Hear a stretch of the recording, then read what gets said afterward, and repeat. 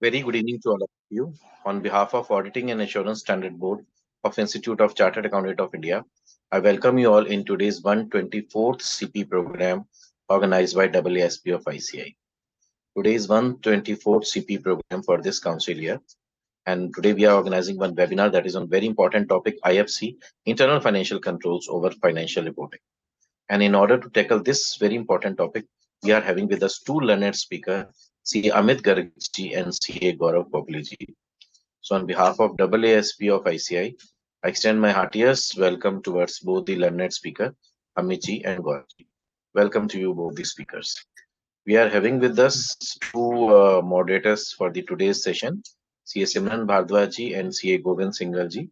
So I also welcome both the moderators for today's webinar, and I also extend welcome to the all the participants of today's webinar. As the topic is very relevant and very important and relating to today's era, so let us start the proceedings of today's webinar. And I am handing over this to Madam Simran Bhardwajji for the further proceedings. Over to you, CA Simran Bhardwajji. Thank you, Anilji. First of all, I would like to thank Chairman Sir CA Sanjeev Kumar Singhal and Vice Chairman Sir CA Vishal Doshi and AASP for providing me this opportunity to moderate this 124th CP program session for this year. As we are going to learn about the internal financial control over financial reporting today, I would like to provide a brief description on this topic. In the early 2000s, the corporate world had like many massive accounting scams. So these scams did expose some weaknesses in corporate governance and auditing practices. Investors did lost like billions of dollars, and public trust was also shaken in the financial markets. In response to these scams, the US government enacted the SOX Act 2002. After the implementation of that act, the companies had to invest majorly in the compliance efforts relating to the compliance for the act and revamping their internal financial controls and financial reporting processes. While the initial cost for the SOX was high and the burdens were substantial, but it did credited with improving the transparency and accountability of public companies. Thereby, it also did restore the investors' confidence on the companies. Like fast forwarded in 2013, in response to the financial irregularities in India and to align with the global best practices, the Indian government introduced Companies Act 2013. The major key aspect of this act was to emphasize on strengthening the internal financial controls over financial reporting. The implementation of ICFR gave the auditors a different audit lens, and rather than like traditional vouching and verification, they started looking into the depth of internal controls. How did the controls work? How the management functions and many more. So this did improve the financial reporting processes and enhance the transparency in Indian companies too. It also did boosted the investors' confidence in the reliability of financial statements. So this was the brief introduction, and to speak about this most relevant topic in these times, we have two learned guests, CA Gaurav Popliji and CA Amit Gargji with us today. I would like to welcome both of them. And now I would give a brief introduction of CA Gaurav Popliji. CA Gaurav Gaurav is a chartered accountant with over 13 years of experience in risk advisory and statutory audit. At Pyrac Consulting LLP, he serves as a director in the risk advisory service. Prior to joining Pyrac, Gaurav spent over 9 years in EY GDS in the statutory audit practices. He has a robust background in learning SOX and IFC compliances, readiness, and remediation projects. His expertise includes evaluating and enhancing the design and operating effectiveness of controls, creating process flow charts, developing risk matrices, and identifying and remediating processes, gaps, and material weaknesses. He has successfully led many numerous material weaknesses remediation projects, significantly improving processes and controls for various companies. His role often involves close collaborations with management and auditors to ensure alignment with remediation strategies. Uh, Thank you, Gauravji, for sharing your insights today. And now I would like CA Govind Singhal to introduce CA Amit Garg and proceed further with the session. Thank you, Simran Madam. Thank you, Chairman Sir and Vice Chairman Sir. Our another speaker, Mr. CA Amit Garg Sir. Amit Sir is a part of the assurance team based in New Delhi. He has over 20 years of experience of the consulting, process design, and audit in varied industrial sector. Amit sir is in the own practice and lead assurance division in its firm RNBP and company. Prior to this, Amit sir has worked with EY for more than 12 years in statutory audit practice. He specialized in process review, control design, and testing, internal audit, statutory audit, IRFS, INDAS, implementation, corporate training, and due diligence.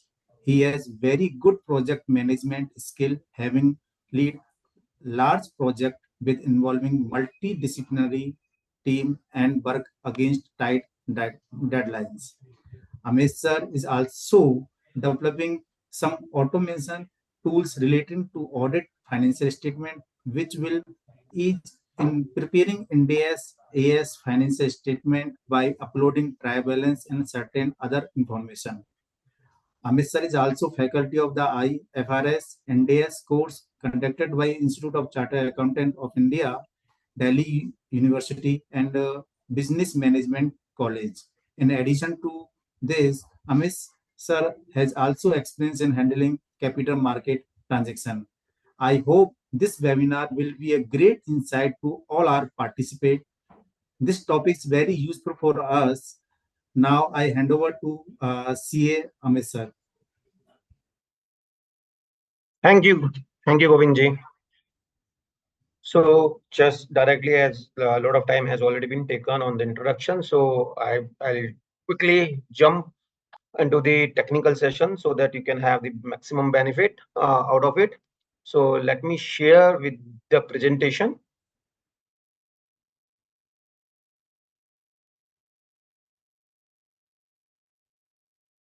I hope it is visible.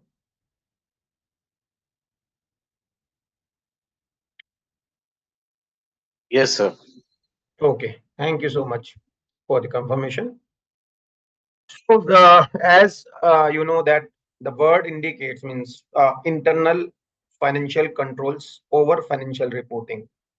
So we are going to learn something regarding internal controls, which is pertaining to financial reporting, right? So, and currently it's mandatory requirement, and globally also there is a lot of, earlier, as Simran said, that there was a collapse of financial market, and post that lot of stringent regulations came in. So earlier it was in US. So in 2003, Sarbanes-Oxley came in. Then in 2006, JSOX, which is just the replica of SOX in Japan, that was implemented. So over periods in various countries that has been adopted, and now, as of now, today, so we also have a similar, means that's similar kind of SOX, which is called ICFR, internal control over financial reporting. That is the brief background of this. So now we will move forward one by one. We will learn each concept of it, and we are going to cover introduction to IFC and ICOFR, compliance requirements, introduction to risk and controls, components of internal controls, audit execution approach, and other considerations. So I will be taking to you through 1 to 4 item. So fifth and sixth item will be taken care of by Gauravji. So let's start with introduction of IFC and if ICOFR, that is internal control over financial reporting. So what IFC means? So the authority which is coming regarding this internal control. So if somebody comes that says why we need to comply with ICFR, where the authority is coming from. So it is mandatory because the authority has been given by the Companies Act 2013. So as per section 134, subsection 5E of the Companies Act 2013, the term has been defined what is IFC. So it says it is the policies and procedures which is adopted by the company. Why it is adopted? It is adopted to ensure orderly and efficient conduct of business, including adherence to the company's policies, safeguarding of its assets, prevention and detection of the frauds and errors, accuracy and completeness of the accounting records, and timely preparation of the reliable financial information. If we talk about orderly and efficient conduct of its business, what do you mean by orderly and efficient? Orderly means it should be in the order, it should be synchronized chronologically. All transactions which is happening in the business, that should be recorded appropriately in the same format, in the same form in which it is happening. There should not be any window dressing or something. So the true essence of the transaction should come in the books of accounts. Efficient conduct means to use the resources of the company efficiently. So if I give you one example, orderly and efficient conduct. So there, as we are talking about the control, so what can be the control to have the orderly and efficient conduct? A simple example, if you are purchasing something, a company has a policy that if you want to purchase anything, you should have minimum 3 quotations from the vendor. So this is a control that if you are obtaining a quotation from the 3 parties, so you, by the way, you are utilizing the resources to the fullest, because you will get the services at the low cost. That is the objective, right? Safeguarding of assets. So safeguarding of assets, how you can do it? So safeguarding can be in the physical form through the access control. So you will deep dive in further upcoming slides, that there are the controls which are in the environment. So IT environment. So there may be, everyone does not have all the controls. So for example, the people or the resources which are working in the IT department, or who has the competence, so they have the access to the IT environment. Or even all routine personnel who are into day in day out transactions, all are not having the similar kind of rights or similar kind of access to the records. So through that you can have control. So if we take more example of safeguarding of assets, so the management can have regular inventory count, may have at regular intervals fixed assets physical verification. So these are some of the controls which can be there in the company to ensure that assets are safeguarded. Prevention of control, prevention and detection of frauds and errors. How it can be done? So there may be a delegation of authority, right? There is one person. So the basically maker and checkers are not the same person. If somebody is approving the invoice or the services which has been taken from a service provider, so the person who is making the payment to that service provider should be different person. That is called a maker and checker approach, or delegation of authorities, right? Accuracy and completeness of the accounting record. So a simple example, three-way match. If you have heard the three-way match, what is the three-way match? Three-way match means you are purchasing a particular item, so you prepare purchase order. For that, you receive the goods, that is called goods receipt note, GRN. Then you also receive invoice. So matching of all the terms together. So from the purchase order, you will get the price and definitely quantity. But when you are actually receiving the quantity, it's not necessary that you are receiving 100% quantity. So maybe less, or in exceptional sequence circumstance, it may be more, but generally it will be less, whatever you have ordered. And in invoice, so there will be price and quantity. So the price will be checked from the purchase order, a quantity will be checked from GRN. This is called three-way match. So that way you can ensure that the data which is going into the system is accurate and also complete. Timely preparation of the reliable financial information. Maybe it's a, you are preparing the financial statements, you are doing bank reconciliations, you are doing vendor reconciliation. That should be on a whatever the frequency has been set by the management. These are some of the examples how the management can do it. So that's section 134 says the policies and procedures which has been adopted by the management to ensure that the business which the company is carrying out is done efficiently, and they are just taking care of all the attributes which is there on your screen. And if we sum all these, so there are two parts, means one is IFC, one is internal control over financial reporting. So internal control over financial reporting is a subset of IFC, just to understand it. So IFC is a very broader term. So what we have understood from section 134, why it is the definition of IFC, very broad term. But under that, there may be operational controls, there may be financial controls. So whatever financial controls are there, as an auditor, we have to report on that.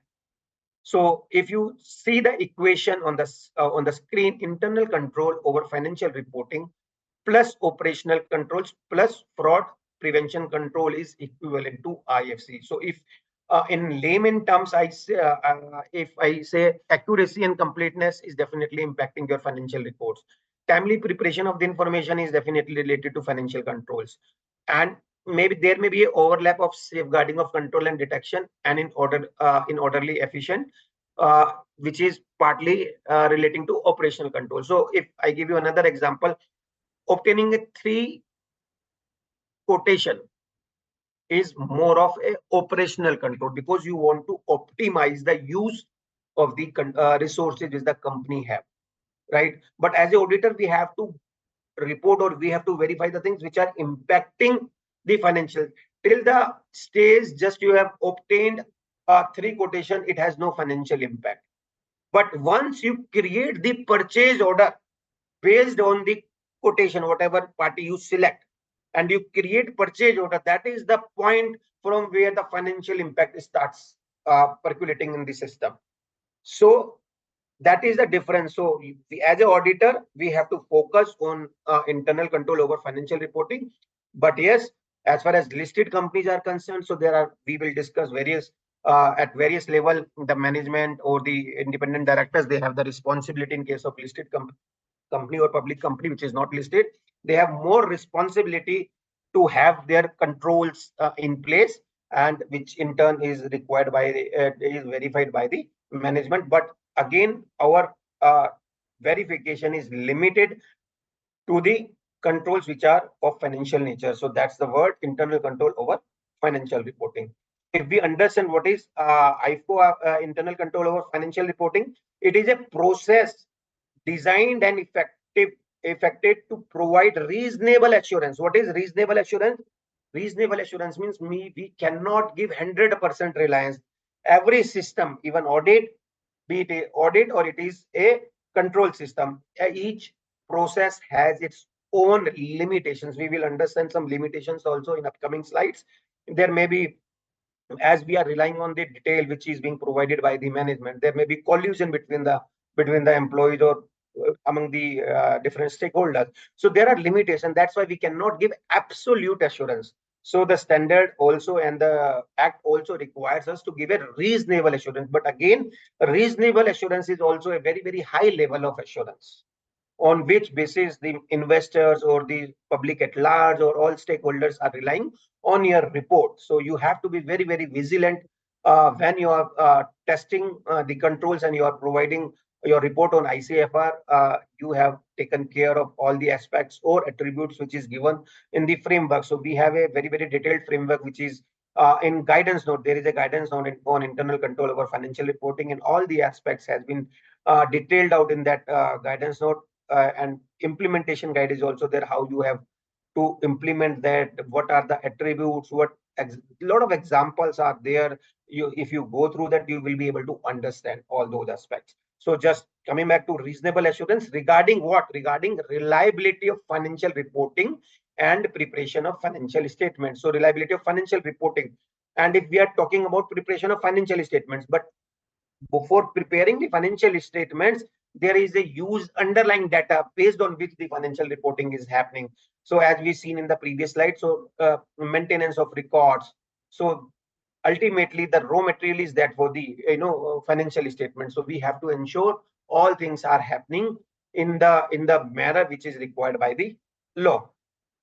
So largely ICFR internal control over financial reporting includes The maintenance of records, that is in sufficiently detailed. Transaction and disposition of the assets. So suppose you are purchasing or selling the data, selling the assets, that should all include in that. And based on the transactions which are happening in the business, which is primarily pertaining to the financial things. So on that all transactions, you have to perform your procedures and you have to provide your reasonable assurance that transactions are recorded as necessary. As necessary means there is no any fictitious entry, there is no unnecessary entry which is not warranted.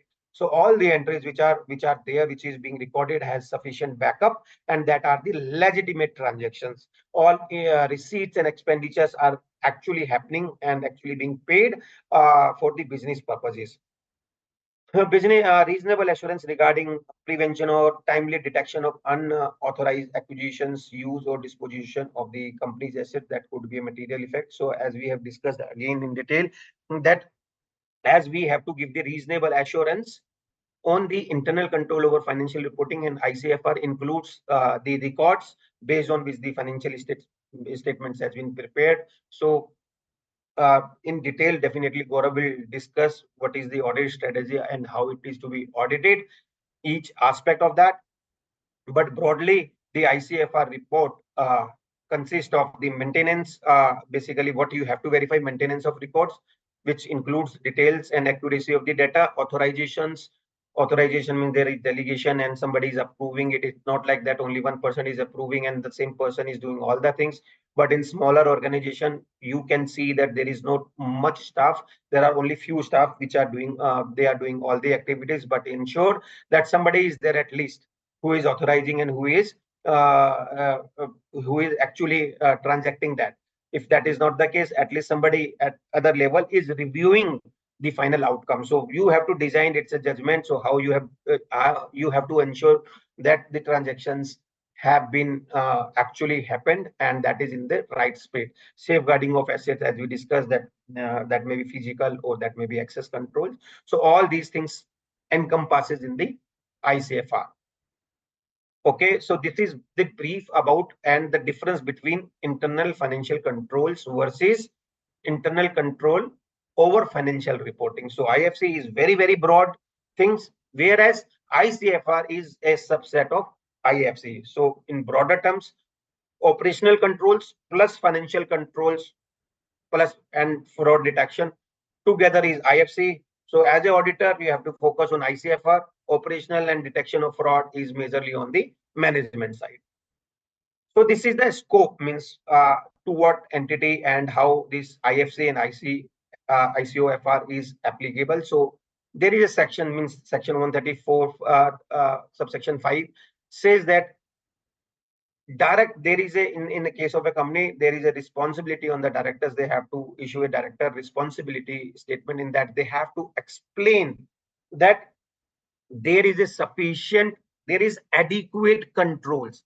There are two aspects: adequate and operational things, operating effectively. So there should be sufficient. Adequate means there should be sufficient controls in place and which are operating effectively throughout the period.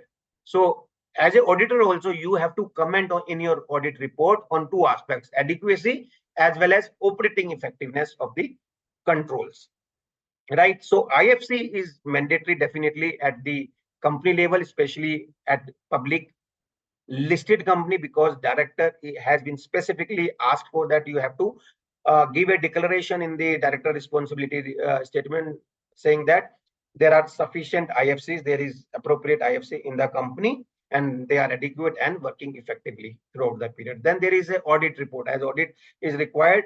As on today, we have to give audit report on ICFR. ICFR means internal control over financial report under section 143, subsection 3, clause I. We have to give the report for all the companies, be it listed, unlisted, or private company. Though there is an exception, we will discuss exception to a smaller company in other slides.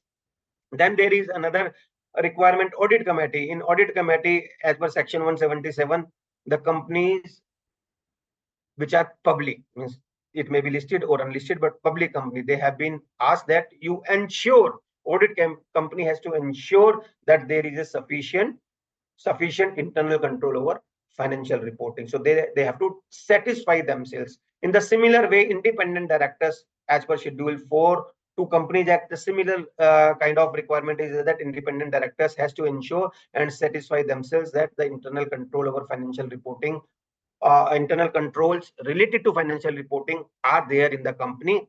And then last is the board of directors report. So as a requirement in the board of directors report, the directors of the company has to declare, has to mention that there are internal controls. And be it any company, all the irrespective of the size, be it listed, unlisted, or private company, all the companies are a requirements. Board of directors has to give a declaration in the report saying that there are internal controls over financial reporting in the company. So there is second point in which the auditor has to say regarding ICFR. But as a management in the whatever format, somewhere there is a onus on the management of the company that controls are there in the company, right?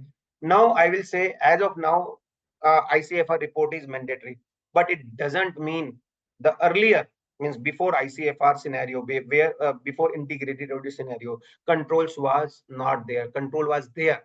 However, specific reporting was not required. Even though, if you remember that there are, if you're doing a audit, there are two approaches, that is uh, control testing and substantive approach. Control approach and substantive approach. So control approach was there still, but even when we were not specifically asked for to give the report, we were testing controls, because if you are testing controls, the extent of substantive testing will reduce.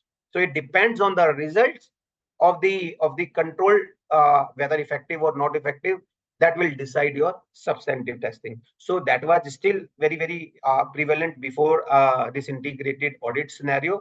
But yes, now the onus is more on both the side, whether it's management or the auditor. Both have to report somewhere regarding the internal controls. So this is the framework and applicability. So as I said, there is some exception. So in general, golden rule, it is applicable to everyone except one person company or a small company. Small company is a company which is having a paid up share capital of rupees 4 equal up to 4 crore and a turnover equal to 40 crore. So if both the conditions are mitigated, then you are a small company and you have been exempted from the ICFR report, right? But if you are not a small company and other private companies which has a turnover less than rupees 50 crore as per the latest audited financial statement. So basically, whatever is your last audited statement, if your turnover is less than 50 crore, and again it is not over, both the conditions have to fulfilled, and which has a aggregate borrowings from banks or financial institutions or any body corporate at any point in time during the year is less than 25 crore. Please mind it. Borrowing condition is for the current period. You have evaluate the period for which you are doing the audit or you are reporting, but turnover is pertaining to previous year, right? So both the conditions has to be fulfilled. If you mitigate, you satisfy this criteria, you are out of the ICFR reporting. But yes, definitely still this is your auditor is not required to give the report, but still, because as a company there are certain requirements from the director side, still you have to give all those disclosures. If I go back, so board of directors report is required, so at least you have to ensure that controls are there, but definitely auditors are not required to give report under section 143.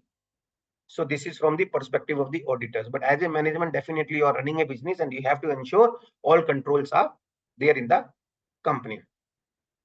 Okay. So as we have already discussed in previous slides, so director responsibility states that it is applicable in case of a listed company, wherein the onus on the director is that IFC is there. IFC means ICFR plus operational controls. Everything has to be ensured because the stakes are high being a listed company. So in first, directors have to ensure that that is there in the company, all working effectively, and there is sufficient also. So on both the aspects they have to ensure. But in case of a other, if I go back, so here uh, largely the other parts means audit committee is definitely related to listed companies. So sufficiency and operatingness both has to be seen. But in case of other things, they are particularly talking about adequacy. So there should be sufficient controls. But definitely as an auditor, you are reporting on adequacy as well as operating effectiveness. Okay. So audit report, as we discussed, it is applicable and you have to report on the adequacy and operating effectiveness on both the aspects. So, okay. Audit report. Again, in your audit report, you have to talk about both the aspects, adequate and operating effectiveness. Okay, now important part. When you should conduct these controls, you should, especially the audit report says it should be at the balance sheet date. So what does this mean at the balance sheet date? You are saying all the controls is to be tested at or near the balance sheet date? Not at all. So the definitely you have to state the position as on the balance sheet date, whether it is adequate and sufficiency, why it is, or operating effectiveness. Why they are saying at the balance sheet date? Maybe there is a situation during the year some particular control is not working effectively. However, before the balance sheet date, it has been remediated. It has been remediated. It has been corrected. So if it has been corrected and you have tested that it is working effectively now, that's why it is saying you have to state the position as at the balance sheet date. But it doesn't mean that you are testing all the controls at the balance sheet date. You have to perform controls based on the size and the nature of the organization throughout the year or on the entire population of the transactions. So if it is a large organization, you can perform interim control testing, and definitely there is a concept of roll forward. So you can roll forward the results of your interim. Suppose if it is a March year end, March 25, so definitely till December. So in the month of January or February, Feb, you can test the results of 9 months up to December 24. Whatever is the results, you can carry forward to March 25, but definitely the 3 months period, you have to ensure there is no significant change, whatever you have done. So based on which you have made your comments or opinion that these controls are effective. If there is any change in the business, there is a change in the environment, definitely you have to take care in the rest of the 3 months. So the result, the nutshell, definitely reporting is at the year end, at the balance sheet date, but it doesn't mean you don't have to test the controls of the transactions which is happening throughout the year. Separate reporting, yes, definitely separate reporting is required. So what do you mean by separate reporting? Separate reporting means as a auditor now, you have to give opinion on the audit of the financial statements and audit of the controls. So together it is called integrated financial reporting. So as of now in India, there is a integrated financial reporting. Integrated financial reporting means the auditor is required to report on the financial statements as well as on the on the control part. And control is control is limited to the financial reporting thing. So that's why the name is internal controls over financial reporting. So you as an auditor, you don't have to give the reporting on IFC. You have to give you have to report on internal control over financial reporting. Difference between the two we have already seen in earlier slides. Applicability, yes, definitely it is applicable on standalone as well as on consolidated financial statements on both, because section 129 talks about that all the provisions is applicable, that is relating to financial statements, to standalone as well as consolidated financial statements. But yes, as this requirement is coming from section 129 or this reporting is 143, that talks about the statutory requirement, yearly financial statements. That's why it is not applicable for the interim financial reporting. So financial statements for general purpose, it is applicable until unless there is any separate regulation which requires the testing of and reporting on the interim period. But as of now, there is no requirement for that. Okay. There is CARO also, though. So the linkage between CARO, definitely you have to give the ICFR report. But in CARO, Now it is not particularly asking about the controls. Earlier, there was in earlier versions of Caro, there was the requirement specifically relating to fixed assets inventory and sale of goods and services. But in Caro 2020, there is no specific requirement for that. But the Caro itself asks the overall internal control system. So again, internal control system is again a very broader things, under which definitely a control aspects comes in, right? So somewhere you can say even through internal audit system, they are trying to sense that what is the control environment in the company. So so far I am going at the right pace. So if you think that I have to go slow or fast, so we can modulate. Introduction to risk and controls. What is risk and controls? As the word indicates, risk means, and just let me tell you, it doesn't mean that you are doing a business only. A risk and control is the concept relating to business. Even it is very prevalent in our daily household things, in our houses also. We have a budget, so we have to spend this much.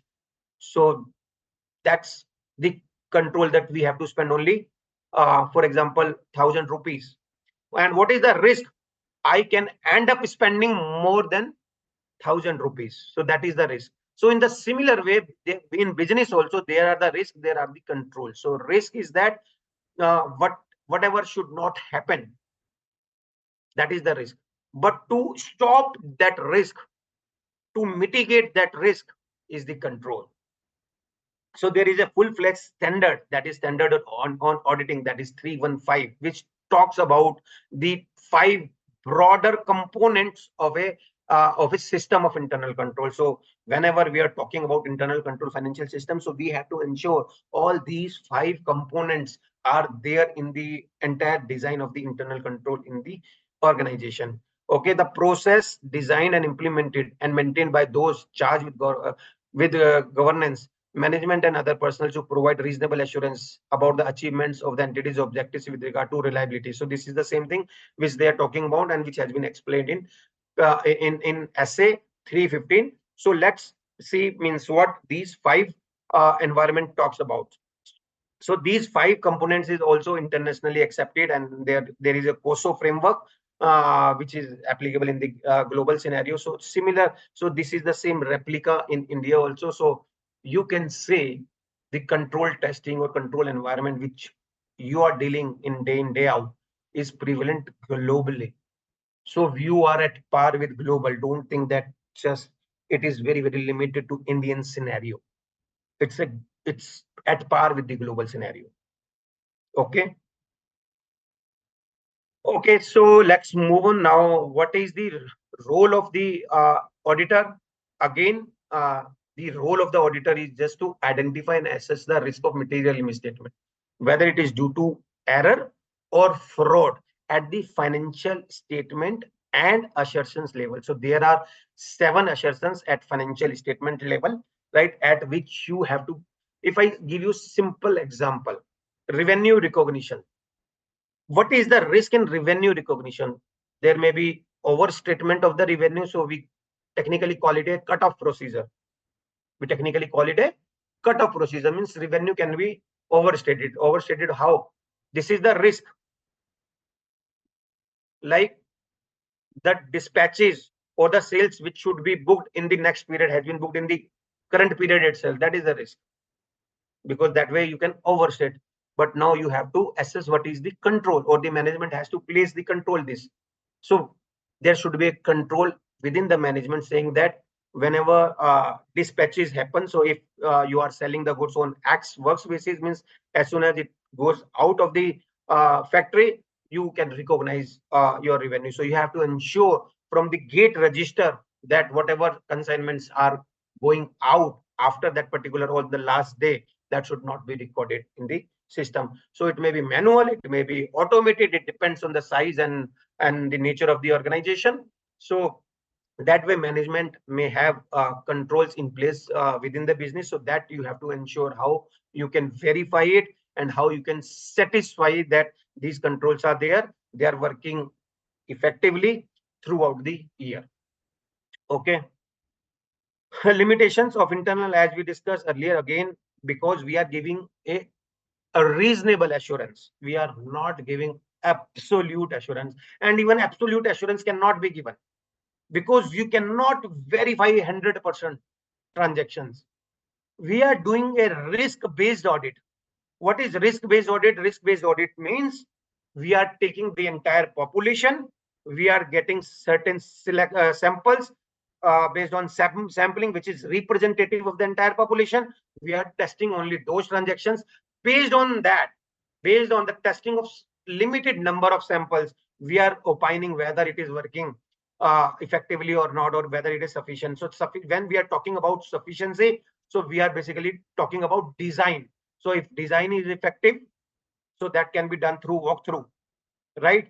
Testing, when we actually test the controls, so that we are testing operating effectiveness. So design can be verified through walkthrough, and operating effectiveness can be done by test of controls, right? So Gaurav will discuss in detail on walkthroughs and test of controls in upcoming slides. So this is how we build our opinion, and that come in the audit report.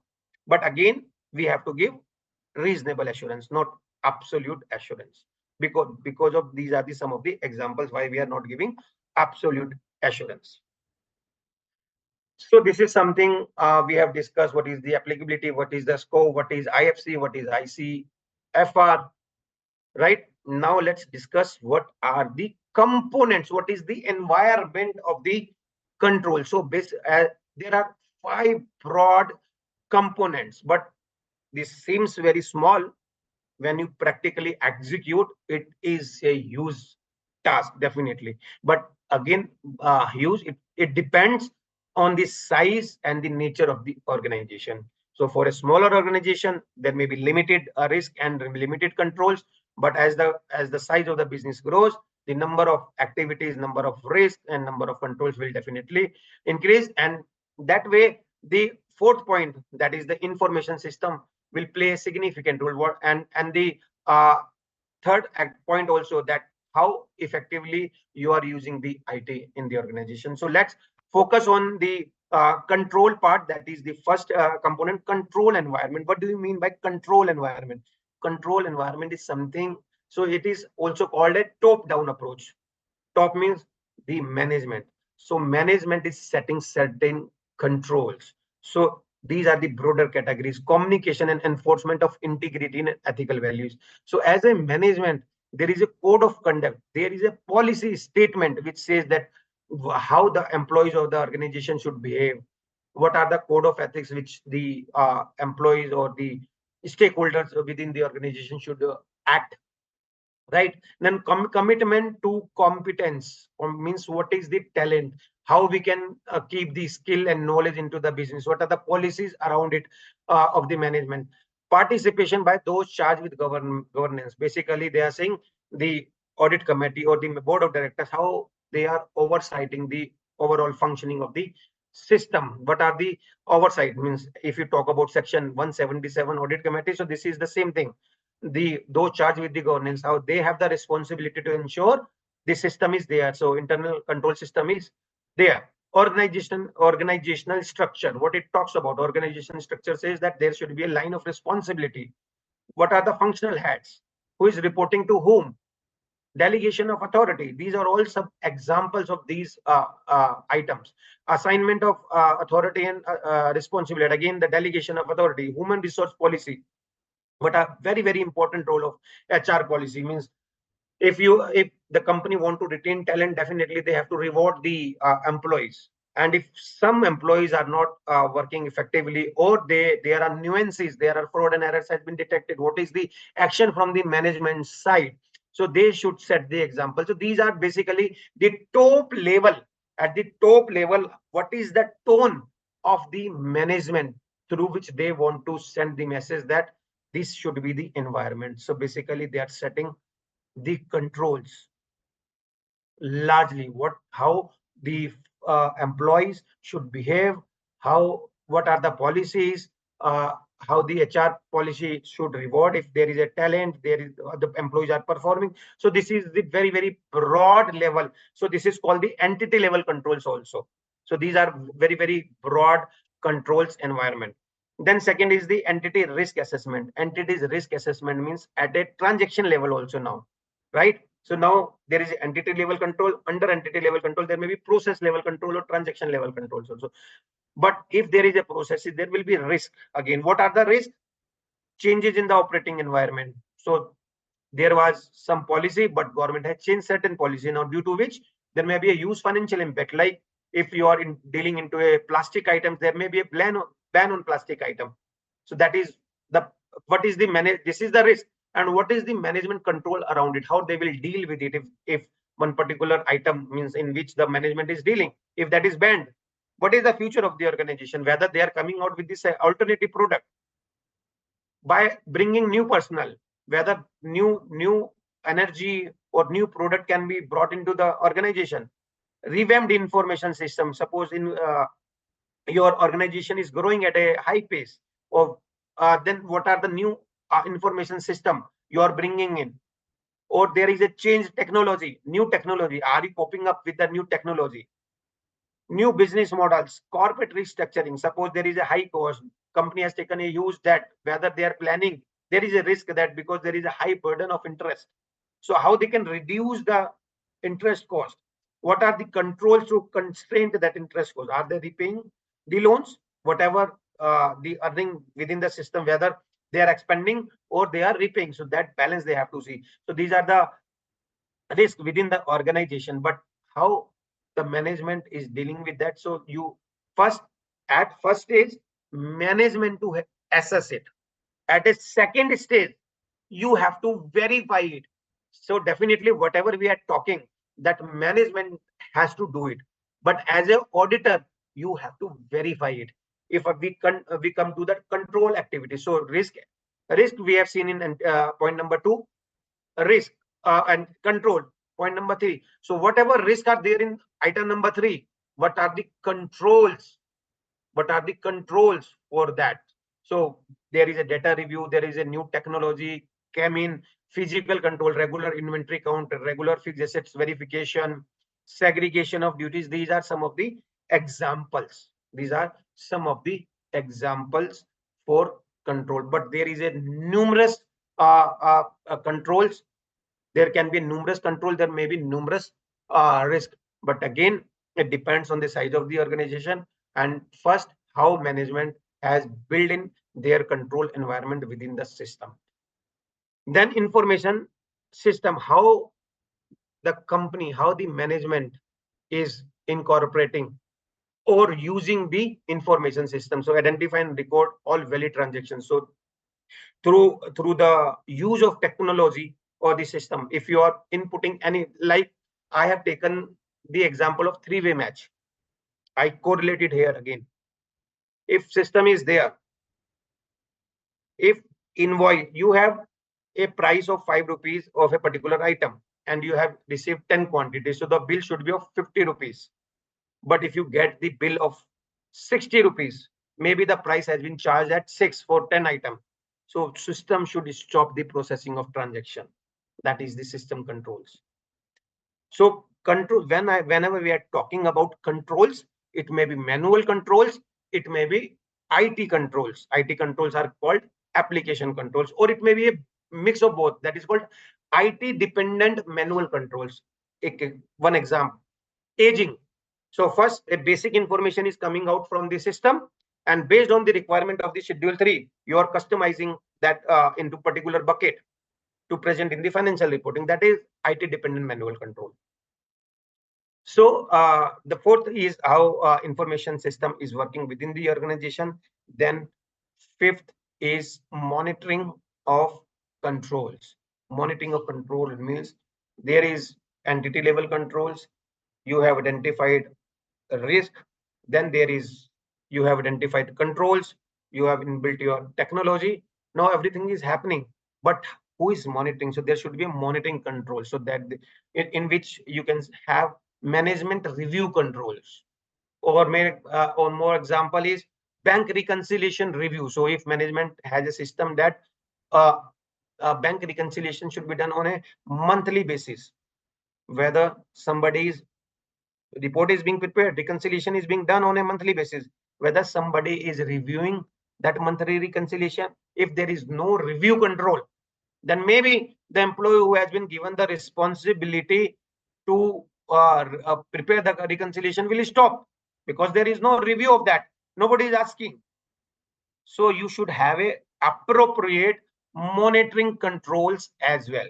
Okay. Now, okay, you have control, monitoring control, you reviewed, but there is some deficiency in that. Bank reconciliation has not been prepared appropriately. So now if there is a deficiency, what is the action on that? Whether the person who was preparing the reconciliation is competent enough to prepare bank reconciliation, because you are finding this is the one definition, the one deficiency can be that person is not competent. Second is maybe it due to the nature of the transaction, so it is not working properly, or it is not coming out correctly from the systems or from the records of the company. So then definitely you have to build in the deficiency remediation action. So if you found any deficiency in the control, how it can be remediated. Okay, if person is not competent, change the person. If transaction is being recorded incorrectly, correct this, correct the, if it is through the system, so please change the program, correct the language, or correct the code of the application. So that in nutshell, whenever you are, whatever is the results of the review and whatever deficiencies has been identified, what is the remedial program of that deficiencies. So again, it is a part of monitoring of control. So these are the broad 5 categories or 5 components in the organization. If I talk about first, it is at a very, very high level, it is at a management level, then entity assessment, again entity risk assessment, maybe at the corporate, at the entity level, or at a process level, at transaction level, or at transaction level. Then control means to mitigate those risks, there should be some controls that is covered in part 3. Part 4, information, how information technology is being used to control the risk and controls to, it may be manual, it may be preventive, it may be detective control. So preventive means before happening of any wrong thing, it is stopped, that is preventive control. Detective means if something transaction has happened, wrong transaction or undesired transaction has happened, but you have detected it and corrected it, that is called detective and corrective controls. So there are various types of controls. So considering the limited time, so I have given you the idea of what can be the overall picture of it. Definitely there is a detailed guidance which is given in guidance note, each type of control, what is the nature, how it can be implemented, how it can be verified, all details are available in that guidance note. So I will request, definitely please go through that and just uh, familiarize yourself with that. But setting aside this technical part, so I'll take another 1 or 2 minutes to give you the overall or the expectation or what actually is happening. So because we as a small practitioner is paying very, very less attention to this ICFR thing. Maybe many of us treat it as a standard format, which is a report format, and we are signing it. Believe me, the kind of environment is there as on today, and which is applicable for auditors, is very, very, very, very dangerous. I will say, I am alarming you. I'm not terrifying you. But whenever you're taking any assignment, don't correlate it with the fees. I know there are small businesses, fees are very less. So don't think that fees are very less, so you don't devote time. You have decided at the time of acceptance of the assignment whether it is profitable or not profitable. Once it is accepted, it is accepted. You cannot curtail your procedures. And largely curtailment of the procedures is around the ICFR, because we have a tendency that it is not important, but it is very, very relevant, very, very important as well, right? So with that background, so I will stop here. And if anyone has any questions so far, whatever I have covered, I'm happy to answer that. Thank you so much. Thank you, Thank you sir. so much, sir, for such a wonderful deliberation. Govind ji and madam, if you are having certain question, kindly raise those questions. Thank you, sir. You explained very well about the IFC. I have a few questions. What are the major responsibility of the management related to the IFC? So that is the primary responsibility. So first line of creation of these controls and risk matrices is with the management. So as we discussed that section 135 that specifically talks about listed company, but there is a various requirements, rule 85, which is applicable for all the companies irrespective of the size. So all the board of directors, means all the directors have to state in their board report that whether controls are there. So first, definitely the responsibility lies on the management. But now as an auditor, under section 143, a great onus has been put on us as well. So they have created, now we have to test. Just let me clarify.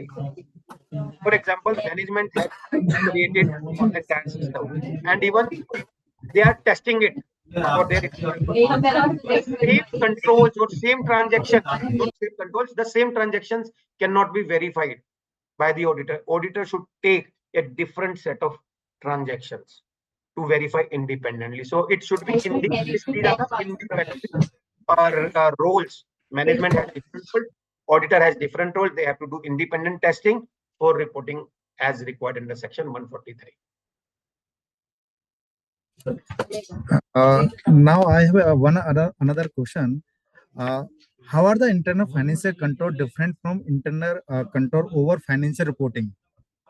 Yes, very good question. So again, if I in layman I understand it, financial related control plus operational control is my IFC. IFC is very broad setup. So ICFR is one of this subset of the IFC. I give you an example again. When you are purchasing any item, you invite 3 quotations.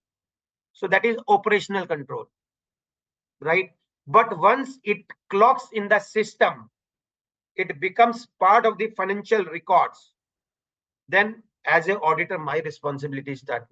And when it will start? When you create a purchase order after selecting the relevant party.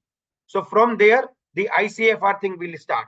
But before that, selecting the right vendor, quotation, that is a operational control. So this is the difference basically.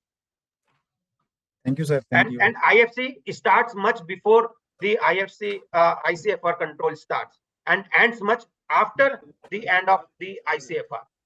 So very broad area. Thank you, sir. Thank you. Thank you, sir. So I also have some questions. So one of my question is that what is the role of information produced by the entity while planning for controls? Like basically how can we check that the information that the entity or the management is providing is correct or not? Okay. And how can we Simrita check sir, that? I give you very brief idea because I think Gaurav will definitely cover it in upcoming slides. There is a special item under consideration IP that is called information produced by entity. And let me tell you, very important. And believe me, most of the people even is not aware about IP. You are dealing day in day out with IP.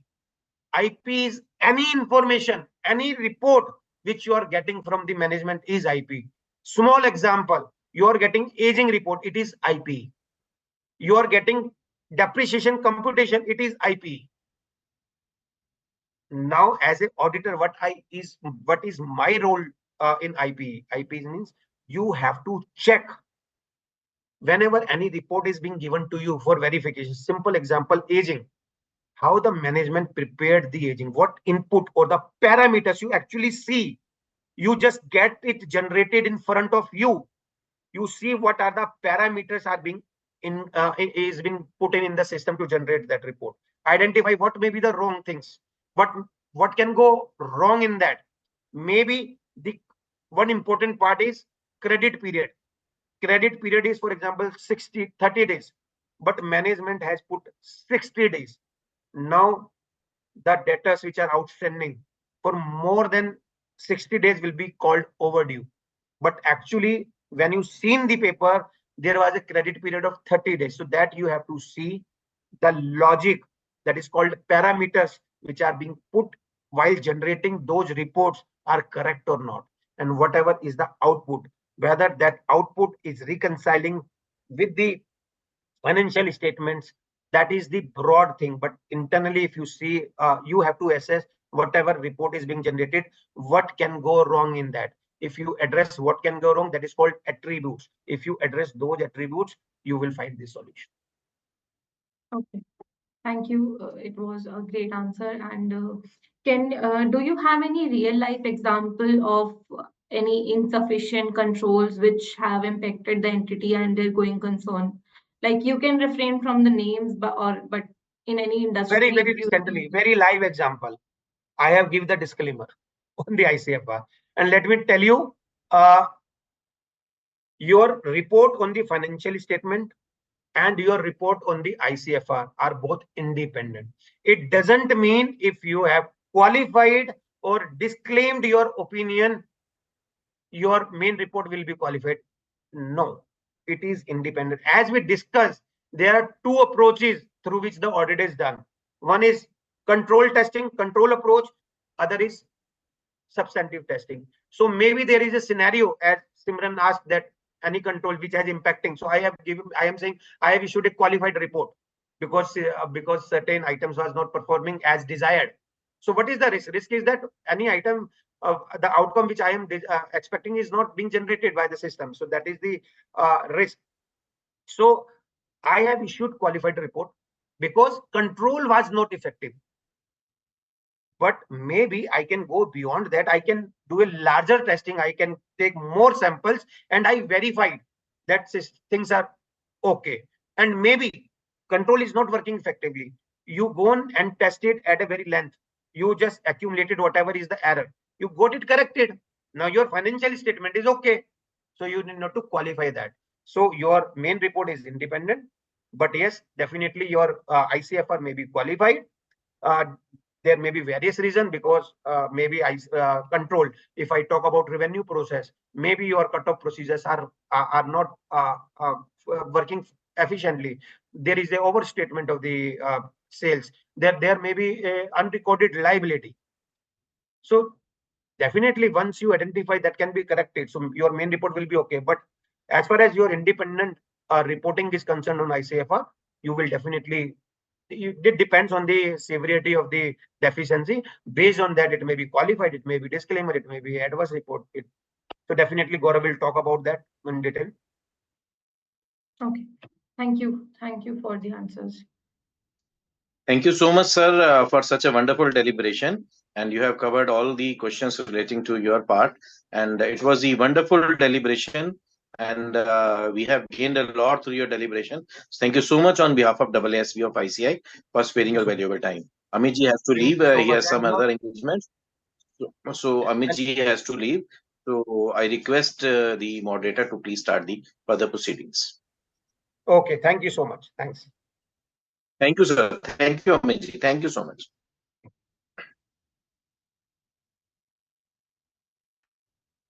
Now I request the second speaker, C. Gaurav Popliji, to please start his deliberation. Over to you, Gaurav ji, please. Thank you, Anilji. Is my screen visible to everyone? Yes, sir. Yes, sir. All right, great. So first of all, thank you, Amit ji, for enlightening us about internal controls. I think he wonderfully covered all the applicability, scope requirements, exceptions, the components.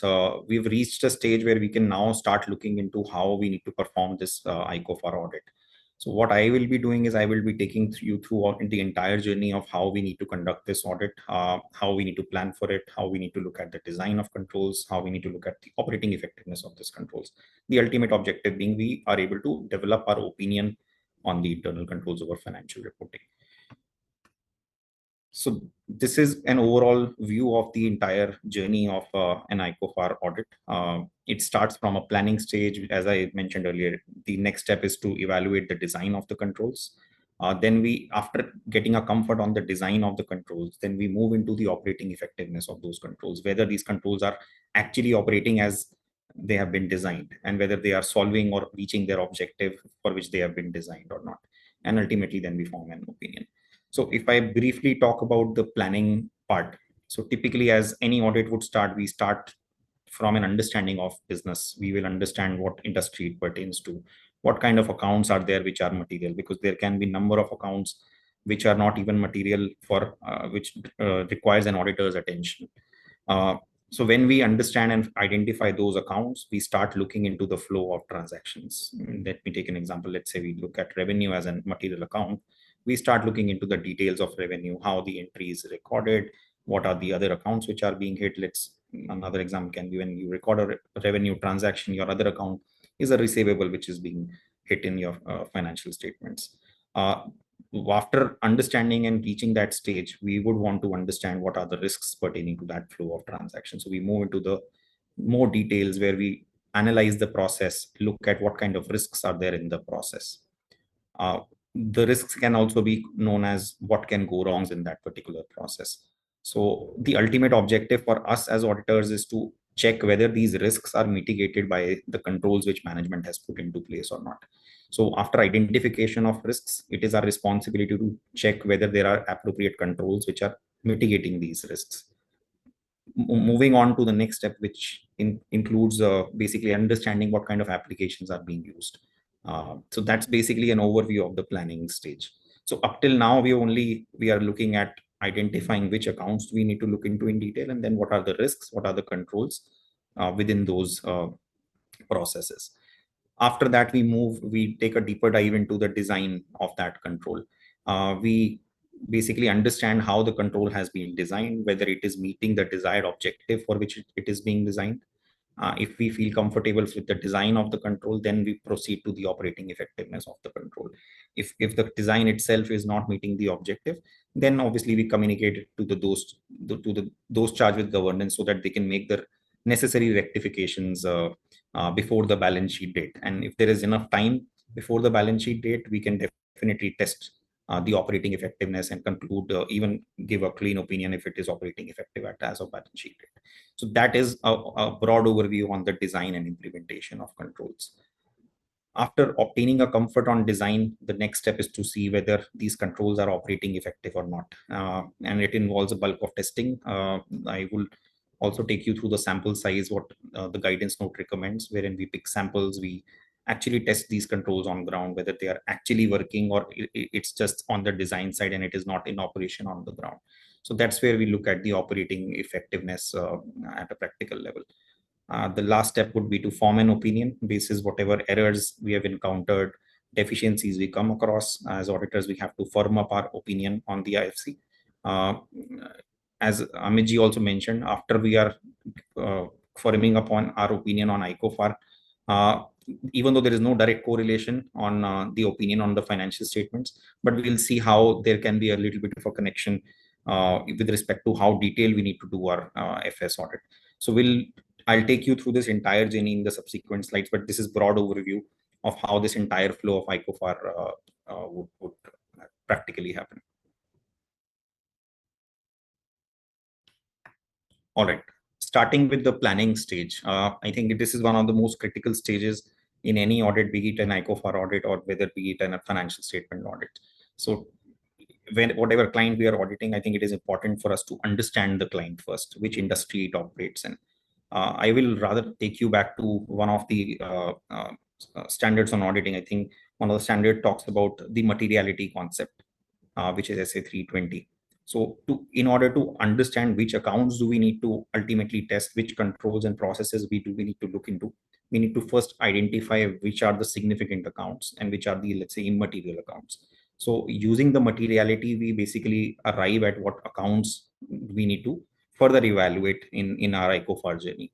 To give you a little bit of a glimpse on materiality, we would typically look at which industry that company is operating in, whether it is making a healthy profit, whether it is listed, whether it is private, and we will develop our expectation on what can be the right benchmark for materiality. let's say we decide on revenue as a benchmark or profit as a benchmark, we compute materiality basis that benchmark. Now this gives us a quantitative materiality number. Whatever is over that materiality number within our financial statements typically is our significant account. So even though it's a pure mathematical calculation, it's typically is not that easy because it requires a lot of judgment when we have to decide the benchmark for materiality.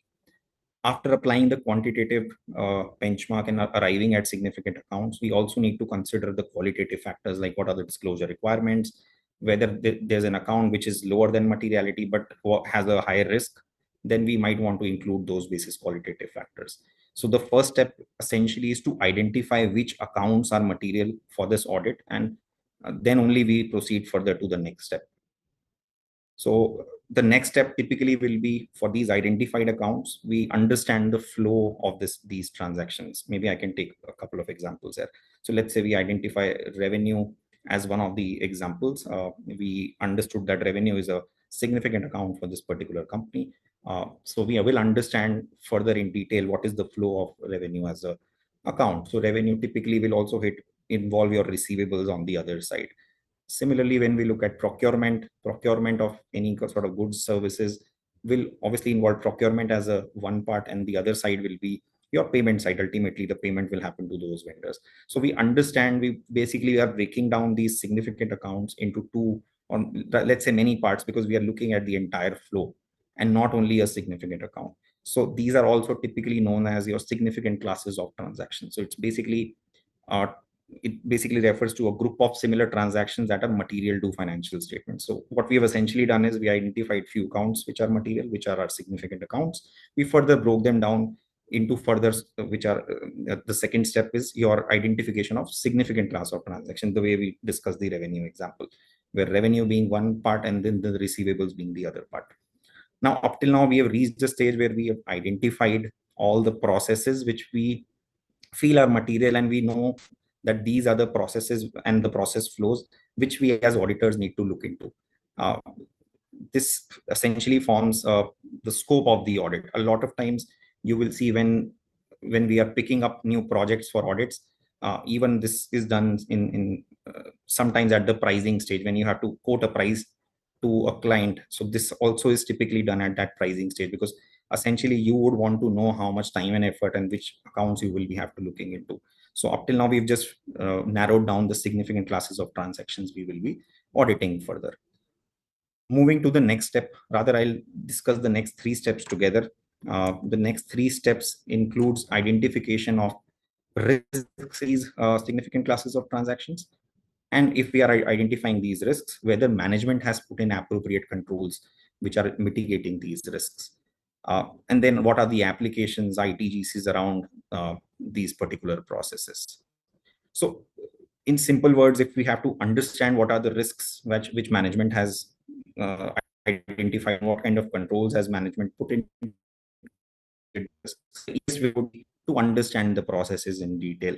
So it can be through a walkthrough. Walkthrough basically would mean that we follow a transaction from initiation stage to how it is authorized in the entire environment of the company, how it is processed and ultimately recorded in the system. So essentially we are tracing the entire transaction from initiation to the recording and the sort of reporting stage. So this gives us a complete idea of how a transaction is flowing in the company. Now, when we look into these documentations and all the steps in a transaction, we have to think about what can be the things which can go wrong in the process. Essentially, what can be the risks. And maybe I can take one example. Let's say, I think Amitji also talked about one of the examples of obtaining three quotations. So let's say we are looking at procurement as a process. Now, what can be a risk in this, or what can go wrong? Essentially, the what can go wrong can be that the procurement team might favor one of the vendors and not allot that particular project to another vendor, which can be more price competitive. A control in this environment can be a review of obtaining three quotations and a maker checker who essentially prepares all these quotations and the reviewer who approves these quotations. So essentially what we have done is we have understood what is the risk in the procurement process. We have then identified what are the controls which management has put into place which can mitigate these risks.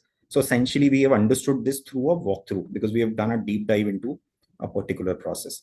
And this is just one example of a risk and a control. When we are essentially doing the walkthrough, it has to be a complete detailed walkthrough of each and every step, each and every document which management prepares, and just analyze the entire flow of transactions, including the risks and the controls. Another example I can give you is, let's say we, similar to, I think the procurement one I gave, one of the risks in procurement can be an invoice gets recorded once, it gets paid, let's say another time the same invoice gets recorded. So basically a duplicate invoice getting essentially recorded twice, ultimately, let's say, leading it to a duplicate payment. Now this is a risk, that a duplicate payment or a duplicate invoice gets recorded. Now we have to identify, while performing walkthroughs or while understanding the processes, is there a control in place by management or not to prevent from a duplicate invoice from getting booked. So essentially, you would see the controls like three-way match, wherein the invoice is matched with your PO versus GRN. So essentially, if those controls are operating effectively, you will see that invoices will not be booked in the system because of those controls working effectively. And these days, you would see a lot of applications blocking or showing essentially the duplicates even at the booking of the entry stage. Whenever we are trying to process them and we put in the invoice numbers, it will throw error, or it will indicate that this can be a potential duplicate. So that's more on how we understand the entire process, what are the risks in that process, what kind of controls has management put in, and then ultimately what are the IT applications and controls in a process. So that's the overall planning stage, wherein if I summarize, we started, let's say, with the financial statements in hand. We looked at what are the significant accounts, wherein we use a materiality as our benchmark, and we saw which are the significant accounts. We essentially also looked at qualitative factors, the disclosure requirements. So we also factored in those risk elements and added more significant accounts to the list. In the next step, we have broken down those significant accounts into significant classes of transactions. What we have essentially done is we have looked at the flow of those transactions. We have identified what will be the flow of these transactions. Up till that point, we have just looked at what are the list of processes we need to further analyze. And as we do that, we start with walkthroughs wherein we understand a transaction from starting to end. We break it down into multiple smaller steps. We follow the entire documentation change. And we, as a conclusion to the planning stage, we identify what are the risks, what are the controls which management has put in to mitigate those risks, and what are the IT applications. So that's the entire summary of the planning stage up till now.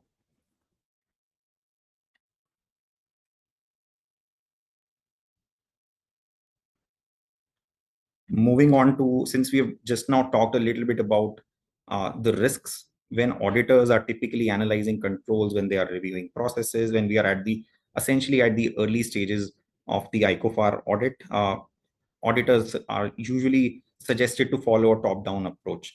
I know Amit ji also touched upon a little bit upon the top-down approach. Essentially, what it means is that you start with a bigger picture. See, auditors should look at what are the risks at an overall financial statement level, rather than first looking at the smaller granular risks, like the way we discussed, or duplicate invoice, or let's say the quotation process. We first should understand and identify overall risks to the financial statement level. These can be, let's say, rapidly changing industry, which is leading to some nuances in the business, or some declining revenues, or let's say impairment being caused by some of the external factors. So those kind of things where you see an impact on an overall financial statement level. Let's say you're dealing with a client where you see management incompetence. Their finance team is not competent enough. They don't understand how the accounting standards work, and how to, let's say, they are fairly new in the system. So that can have an overall impact on the entire financial statement. So we are here talking about broader risks and not specific risks pertaining to these individual processes. So we start with a bigger picture, and we slowly narrow down our approach, and we then slowly start looking at things like entity level controls, wherein we spoke about the tone at the top, we spoke about the company policies, we spoke about how the company is assessing their own risks. So all the ELC elements come into play. And then we further go down in the process, and we look at each of the significant account and disclosure level risks, which we discussed in one of the previous slides. So the overall summary of this is that we start with the bigger picture. We understand in which industry the client is operating, what kind of business risks are there, which are essentially applicable to the entire financial statements. And then we slowly narrow down to entity level controls to further narrow it down to those account level risks. So even though there is no sequential requirement of going step by step, like it's not recommended. I mean, it's more a recommended one than a essential rule to use this approach, but it gives you a holistic picture than a specific account level picture. So that's the recommendation to use, to rather go by a top-down approach while auditing in the ICFR environment. Okay. Next stage, up till now, what we have looked at is we have identified risks, we have identified number of controls which management has put into place. Now, a lot of times there is a query or people do ask this, that as an auditor, do I need to test all the controls? Because as part of their regular routine processes, management might have developed n number of controls, n number of checks, because they need to run the business in day-to-day environment. And obviously they need to have a control on their books as well, and they need to have a lot of controls in place. Essentially, there is no requirement to test all the controls. The focus for auditors should typically be on the key controls. And what can be these key controls? Ideally, I would say the key ones would be the ones where you have basically essentially relied while forming up your opinion. Maybe let's take one example.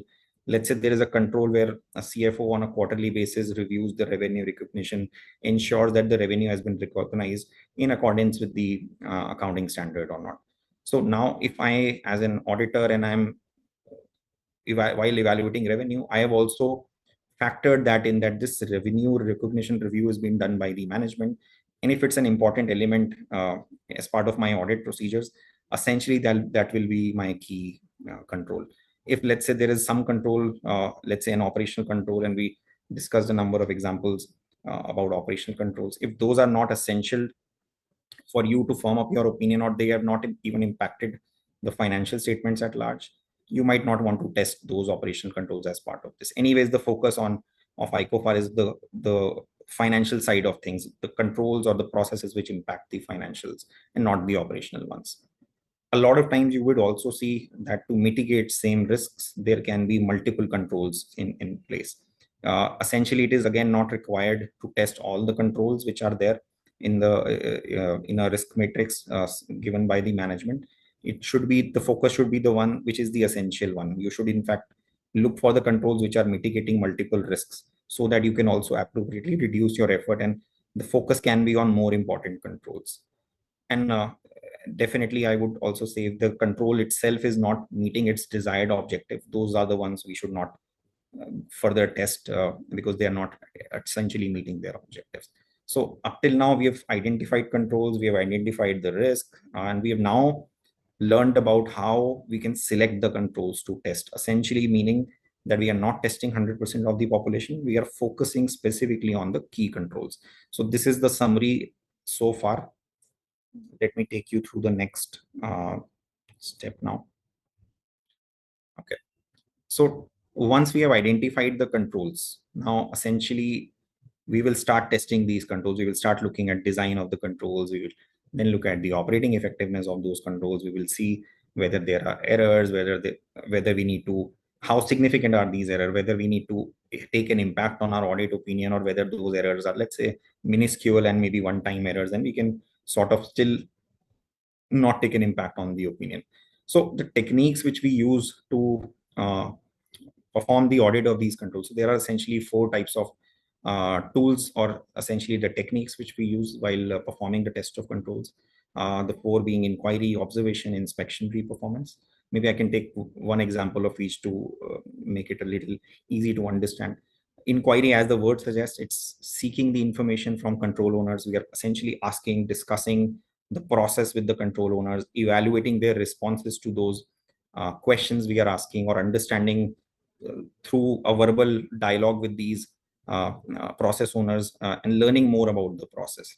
Now, this is one critical element or a critical technique. Usually this technique is combined with some of the other techniques mentioned here, because essentially verbal inquiry might not be the only sufficient and enough way to conclude on our ICFR opinion. So essentially, this inquiry is usually clubbed with one of the other techniques, or maybe a couple of other techniques, depending on how risky the control is.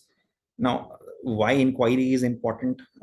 I would say a lot of information which we obtain through dialogues, you might not obtain through the documentation we obtain, because a lot of times the word or the inquiry or the probing questions we ask during that meeting with the process owner, I think one question leads to another question leads to another. So those probing questions help to gain insights about the client's business, the processes, what are the nuances in that business. So inquiry essentially helps in getting the pieces of information which we might not even obtain through other processes. And then depending on the probing questions, the responses we get, we develop our thought process for the next stage. If we feel if we are getting some information which we have not till now obtained from other procedures, we might want to, let's say, increase the risk of a particular significant account, reduce the risk of a particular significant account based on the information we obtain. So inquiry essentially is a critical element, and probing questions definitely help to build the conversation and get to the depth of the processes and controls. Now, as essentially I was saying, inquiry itself is not an enough uh, technique. It has to be usually clubbed with observation, inspection, or reperformance. So if we talk about observation, I think observation, typically a lot of you can relate. A lot of companies, they have a control of performing a physical verification of inventory. They do a count, let's say monthly or a quarterly or a 6-monthly count.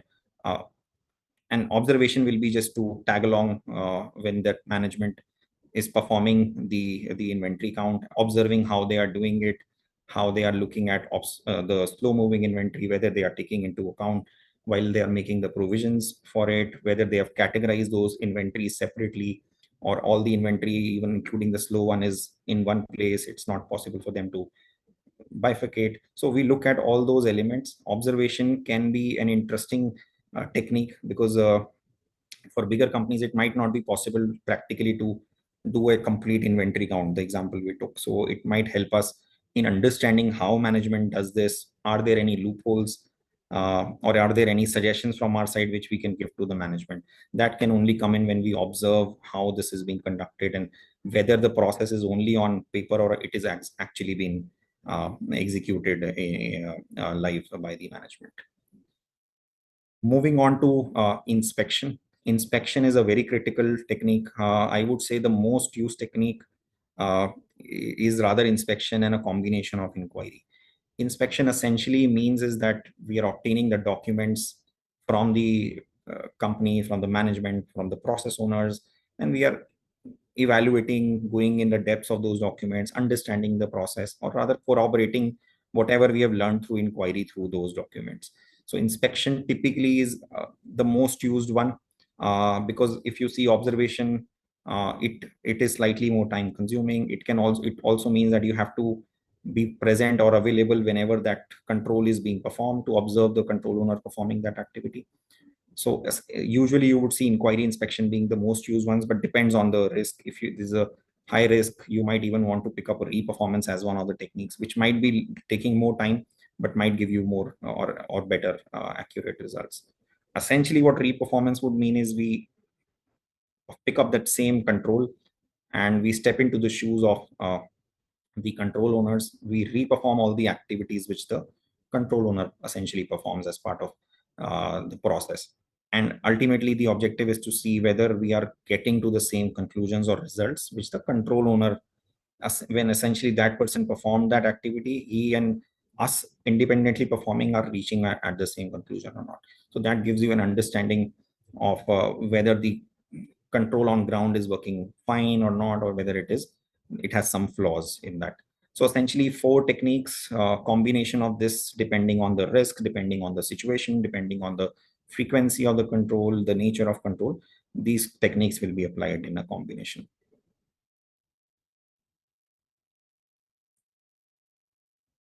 All right, moving to the next step. Essentially, we have just covered the planning part till now. Now we have started to develop our understanding on how do we approach the design part, which is essentially the second stage of this entire process. So while looking at the design of a control, some essential elements, or rather, to understand this, I think we can reflect back on our previous topic. I think we start our conversations with process owners. Maybe we do that initial inquiry. We also take an understanding of whether these process owners or the control owners are competent enough to run that process. Let's say there is a complex calculation involving multiple assumptions, a valuation element into that calculation, and our control owner, let's say, is a comparatively less skilled person who has just recently joined, comes with very less experience. So we have to factor in all those elements, because if the individual's competence or the skill is not appropriate and it is not in line with the requirement or the complexity of that particular task, it might mean that there can be errors potentially, and you might want to increase your extent of testing while performing the test of controls. So we understand who are the process owners, we see their competence, we understand how the process works, how it is designed essentially. So that would be your description of process flow. So we understand the process through these control owners. The objective is, when we are understanding this, we also have to essentially understand whether these are appropriately designed or not, whether they are meeting their desired objectives or not. Let's say the example we took of a three-way match, essentially it has to make sure that there is no duplicate recording, and an invoice only gets recorded when a three-way match has been done with a PO and an invoice and a GRN. If that match is not, it is still allowing the duplication of invoice, and it is allowing the invoice to go through even after that match, it might not be meeting the objective, or there might be some error which the management needs to fix in that particular control. So we have to essentially look at the objective and whether that objective is being met or not. To do that, we typically start testing the controls. Typically at a design stage, you would pick up one sample because the initial evaluation is on the design. What I want to also point out is, essentially, if we conclude design is not appropriate, we might not even want to test the operating effectiveness, because if there is a flaw in the design, it essentially would mean it will not operate effectively. So the journey of ICFR might come to a halt at that stage, and that is where our communication with our management or those charged with governance is very essential.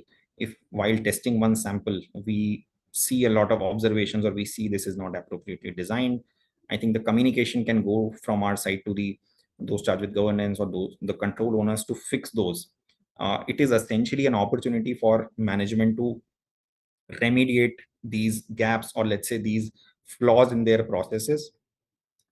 Considering auditor opinion has to come in as of balance sheet date. If we perform this test of design essentially a little early in the year, and we communicate the gaps to the management has an opportunity to correct those gaps, which might leave us with substantial part of the year wherein we can go back essentially and do the remediation testing, wherein we will retest it. And if they are operating effectively, essentially you can give a clean opinion if there are no deficiencies. So this is a critical stage, and design, that is the reason test of design is essentially conducted, because there are flaws which can be fixed. Management can fix them in time, and then they should also get enough time to test the control, and it should also give auditors enough time to test those controls before the balance sheet date. So that's the overall objective of the design, test of design, and the effective communication, obviously. Okay, so let's do a deeper dive into the test of design, even though we have understood the overall steps and how we essentially move from one step to the other. The objective, as I stated earlier, objective is that the control should meet the desired goal, which is obviously to mitigate that risk. Essentially, if a control is not meeting that objective, or let's say a control is not properly designed, so even if it will operate, it will not definitely meet the desired objective. So either of the cases, it means that there is a deficiency in the control. And we reflect back on the same thing, that it has to be communicated to those charged with governance, management, so that they can make those corrective actions. But while performing these tests of design, there are some elements which we need to make sure that we are appropriately looking into these elements. maybe I can start with one of the examples. So some of the factors I'll probably first read out.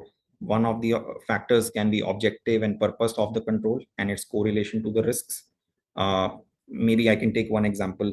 Let's say, again, maybe I can reflect back to three-way match. A three-way match is supposed to, let's say, prevent an invoice from getting recorded if it doesn't match with, let's say, the price in the PO or the quantity in the PO and versus GRN. So if essentially it is meeting that objective and it is stopping the wrong invoices or duplicate invoices from getting booked, essentially it is correlating back to the risk. If it is not doing that, essentially your objective of the control is not being met. So that's one key factor, I would say, that objective of the control and its correlation to the risk. So that is one important factor which we have to keep in mind. I know we discussed a little bit on competency and authority. Maybe another example for this, let's say one individual is again performing a complex exercise and there is a person who is supposed to review that exercise, let's say a warranty provision or an impairment analysis. We have to see the skill set of that individual who is performing these activities and who's reviewing these activities. Do they understand what are the requirements of the accounting standards, whether the assumptions are in line with the data which has been provided in the past? So that individual's intellect, a lot of times you might see people have over 10 years, 20 years of experience, and they gain that experience over time, and they've been performing that activity over time. So in that case, you might see they have skills, but essentially you would also look at their qualifications while looking at their competency and authority. So that's another essential element while we are looking and evaluating the design of these controls. Moving to the third one, this is the frequency and consistency with which a control is performed. Let me take another example to make it easy for everyone to understand. So let's imagine one control is performed at a set frequency. Let's say a quarterly control. It is being performed at the end of every quarter, and it is consistently being performed. They're not missing out performing of that activity. Let's say a flux analysis is being performed at end of quarter, and they are doing it consistently. Versus another control where there is no set frequency. It is on desire of the control owner or management. They do it once in 6 months or sometimes once in 10 months. So typically you will see when a frequency is set and a consistent performance of the control is there, you would find the design to be more to be better than the other scenario where the consistency and frequency is not set. So those elements we have to also factor that in. If one let me give you one more example. Let's say there is an acquisition which happened, which essentially you would not see acquisitions happening around the year. So essentially happened for once in a year, and as part of our audit, we might want to look at that as a high risk item, because the control owners, they don't have experience of dealing with such situations on a regular basis, which may mean there are more chances or more risks of the incurring the errors. So versus another control which they are doing quarter over quarter. So that's the third factor, frequency and consistency, and depending on which you will assign the risk and pick up which can be a higher risk one, which can be a lower risk one. Moving to the next one, which we essentially should look at, is the level of aggregation. I can maybe again take one example to make it a little bit simpler. Let's say a CFO reviews the analysis of a revenue on a quarter to quarter basis. Now, this particular company essentially has 5 products. Now, CFO reviewing a total revenue at the end of the quarter versus total revenue of the previous year's similar quarter, that's one scenario, versus the revenue being bifurcated into 5 products, and they are comparing those 5 products sales in the last year. So what essentially they are doing is on one side, they are just clubbing all thing together and comparing the overall revenue, versus the other scenario where they have appropriate level of data at product line level. So the product or the bifurcated information might drive better results and make the control more, I would say, design more strong. So we have to look at the level of aggregation at which the management is basically designing these controls and ultimately operating these controls. So that's another factor we have to factor in while performing the design testing. Next one here is criteria for investigation and process for follow-up. What it essentially means is when there is a reviewer assigned for checking the work of a let's say a accountant or a junior team member, whether that reviewer is essentially performing the review, or is it just that they are just signing off as a process. I mean, they are not essentially performing. So what we should look at is whether there is a criteria for that reviewer to look back, ask questions from the preparer, or is there some threshold they have set? Let's say a flux analysis where they only see a variance of up to, let's say, 1 lakh rupees, they will not go back to the process owner, versus anything above 1 lakh where they will go back to the process owner, ask them the reasons, understand why the deviations came. So if that's the case, it is a better designed control. So essentially what I'm trying to do here is I'm giving you both scenarios where one example has probably is a, even though it is still a design appropriately designed control, but you might want to deep dive in more detail, or you might want to rate it a little bit higher in the risk, because these factors uh, are not appropriately applied while designing these controls. So that's what I think we have discussed so far. I think I missed on the dependency on other control. The last one here talks about dependency of one control on the other. So while testing the control, if there is one control which is dependent on performance of the other control, or let's say it is dependent on one of the IPs, which I think Amiji also covered briefly. Essentially, what we have to do is that if we are relying on this control, we have to make sure we test the other control, or if we are relying on that IP which is used as part of the performance of this control, we have to make sure we test that IP as well as part of our procedures. So essentially, these are only illustrative examples. This is not a complete list, but when we test the design, these are the factors we have to take into account, and there can be other subjective elements which can come in different scenarios depending on the industry or complexity of the engagement, but these are more illustrative examples while looking at the design of the control. All right, moving ahead.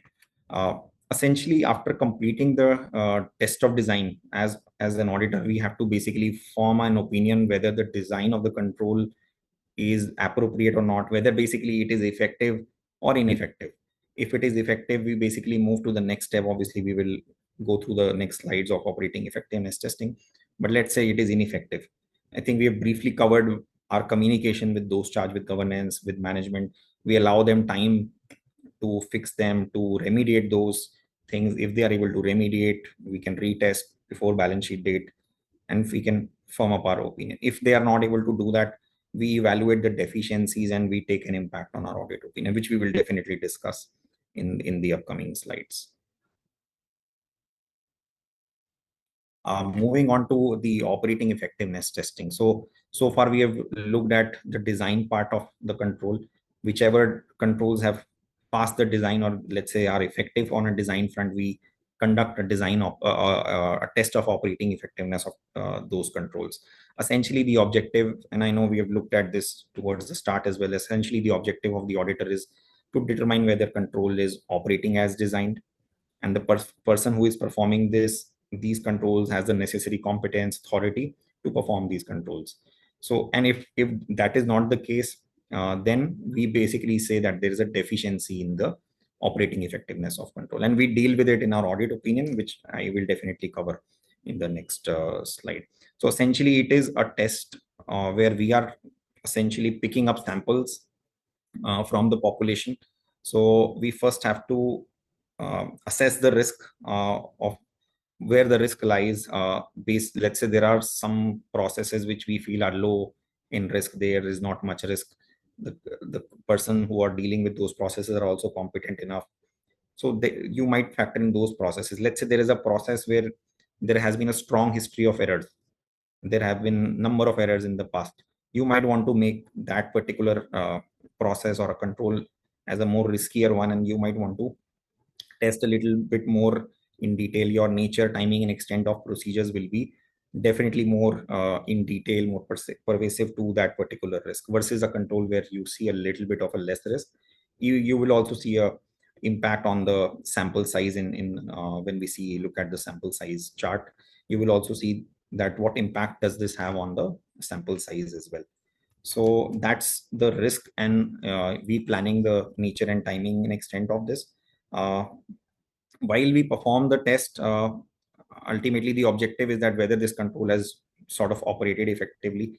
If again it has, we have to conclude whether these controls are effective or they are not effective. If again they are not effective, we go back to the same understanding which we discussed earlier. If there is enough time before the year end, if management is able to correct them, remediate them, if it leaves enough time for the control to remaining months to, let's say it's a monthly control, we found a deficiency, let's say in September, so it leaves 6 months for the management, let's say, is able to fix it in October. It leaves almost 6-7 months before the year end for that for management or for that control to operate and for us to test it.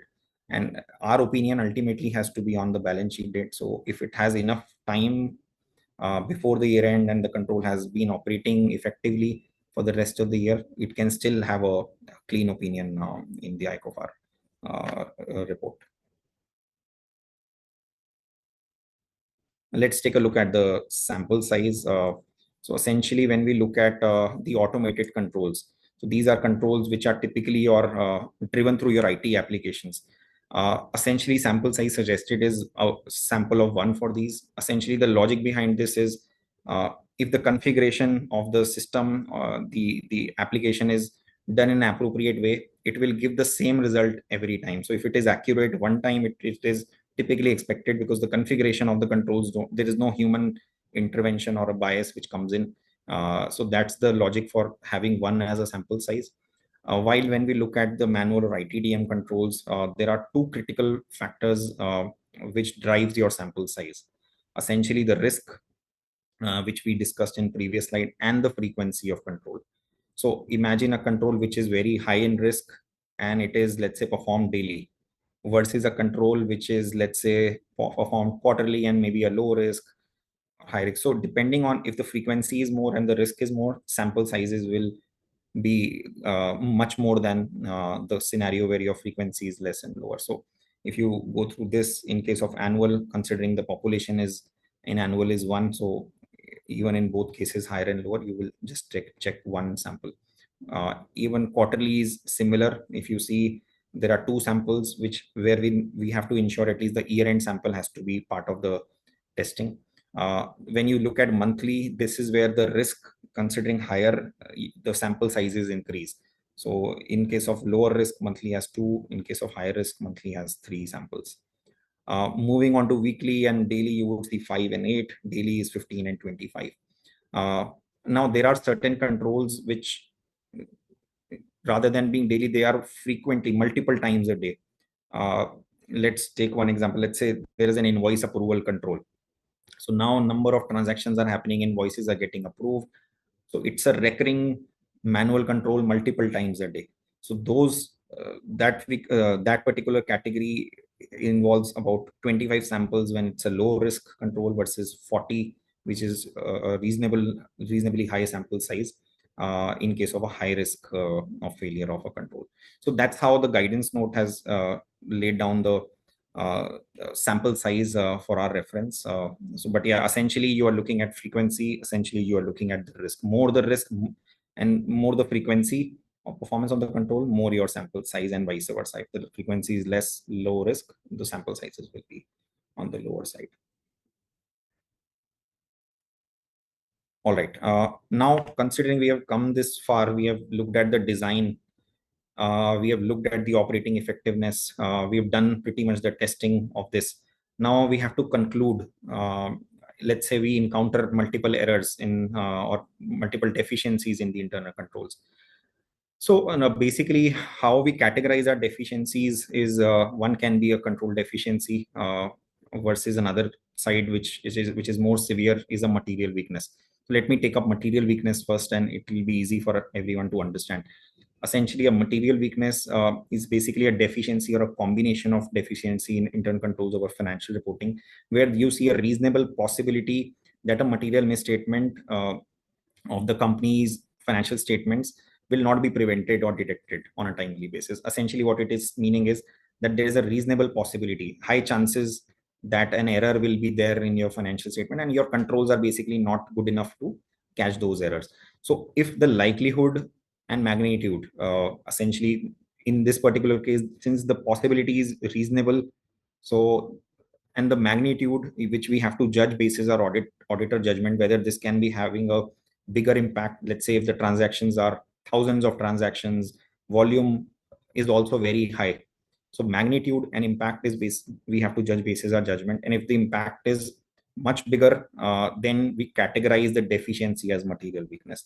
And this is the, I would say, adverse situation to be in, because this will get factored in our audit report as well. So essentially we mean, and considering it's a separate report, was essentially what we are saying is that there is a reasonable possibility that financial statements will have errors which have not been detected, versus another case which is a significant deficiency. We look at similar factors, we look at what's the risk, we look at likelihood, we look at the impact. The only difference is the impact is lesser in significant deficiency. Again, a lot of times it becomes very difficult to categorize between SD and MW, but essentially it's the magnitude and the reasonable possibility of that error, and it goes back to again the professional judgment. I know, I mean, our profession entirely gets driven on professional judgment a lot of times, but this is one another area where you see you have to use your professional judgment and whether categorize it as significant deficiency or a material weakness. The third one is fairly a simple one where you see an error, but the magnitude likelihood is fairly less. So essentially what we are saying is it will not impact the financial statements at all. Not materially impact the financial statements is how I would like to put that. So now what we are doing is we have gone through test of design, we have gone through test of operating effectiveness, we have now looked at what kind of deficiencies we have come across in those testing results, and we have classified, let's say, between three categories. Let me move to the next one. I think we have briefly covered this one. What essentially this is meaning is, let's say there was errors encountered during the year. Essentially, auditor's opinion is towards the year end. If deficiencies can be remediated before the year end, basically there is enough time, obviously has to be there before the year end. If we are doing the testing, let's say we encounter an error in March, you might even not have it sufficient time, because you have to give a sufficient time for the control to perform, versus a deficiency we identify in June. The remaining part of the year will have number of months that control will operate. So you, as auditors or even as management, they should have sufficient time. We should see the sufficient time control has been performed and the remediation has been done in a reasonable time. So that those are the primary two criteria. If management is able to remediate before year end, allowing us sufficient time to test, you can still, as of balance sheet date, can have a clean opinion on the, as I think Amit ji also mentioned in one of his initial slides. So that's the overall summary. I know we are almost towards the time, but I'll take a few more minutes because I think it is essentially important for us to understand how to take all of this into our audit opinion. Essentially, that's something which management, the stakeholders, everybody is going to look into. So our audit report essentially has to essentially opine on whether there is adequate controls, whether these controls are operating effectively or not, right? How we form up that opinion is like whatever we have discussed so far. What was the result of testing? How many misstatements were identified? How severe were these misstatements? Looking at internal audit report, considering for larger companies, internal audit is also required. Looking at their observations, taking inferences from those, any other information we obtain as part of our procedures, and we have to factor all of it in while coming up with our audit opinion. Audit opinion is, I know all of us are aware that there can be different types of opinion. So I'll probably not go in detail, but an unmodified opinion where you did not encounter errors, deficiencies, everything is operating, it's designed and operating effectively. So that's where we go for the unmodified opinion. When we encounter a lot of errors, the way we discussed, significant deficiencies, material weaknesses, so considering material weakness is an adverse situation to be in, because the magnitude of error is so big that it can impact the financial statements as a whole. So that's where adverse opinion will come in, and versus significant deficiency, which is slightly lesser adverse. So that's where the qualification comes in. And the last one being disclaimer of opinion or withdrawing from the audit in case there were obstacles, or for some reasons we have not been able to get comfortable on, let's say, the internal controls because of limitations from management side or other limitations. I think that's the disclaimer of opinion, or withdrawing from the audit if we feel so, if there have not been enough support from the management or some restrictions for us in the early stages of the audit, I mean, we can go for a withdrawal from that. So I think this is the last step. I know we are almost on time, but happy to take up any questions that anybody has. But yeah, this is the end of the journey from an ICFR standpoint. Yeah, hopefully you've gained some insights from the topics we have covered. I know it was some of these topics were fairly rushed, but as Amitji was also mentioning, I think the guidance note is pretty detailed on every topic. I think it was hard for us to also summarize it in these 2 hours, but I think we have touched upon some of the critical topics through this. So happy to take up any questions that you may have. Thank you, Gaurav, for such a great session.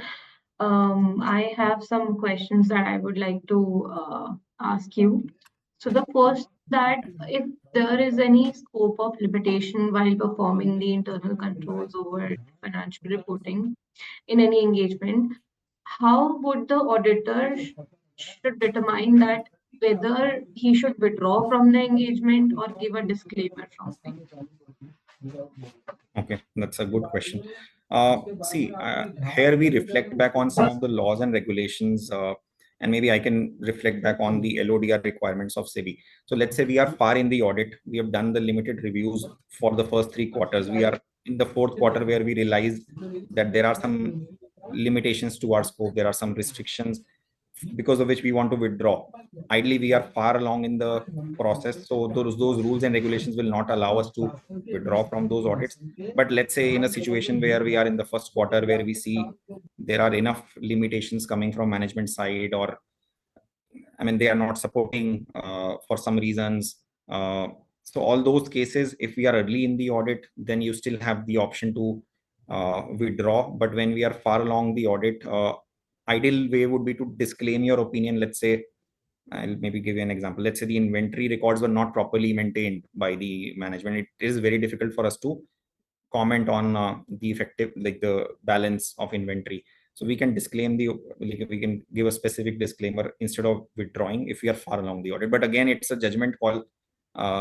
As I was saying earlier, in our profession, a lot of things have to go by judgment.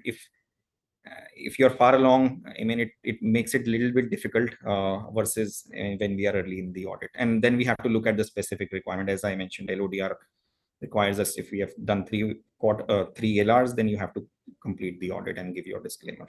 Hope that clarifies in a summary way.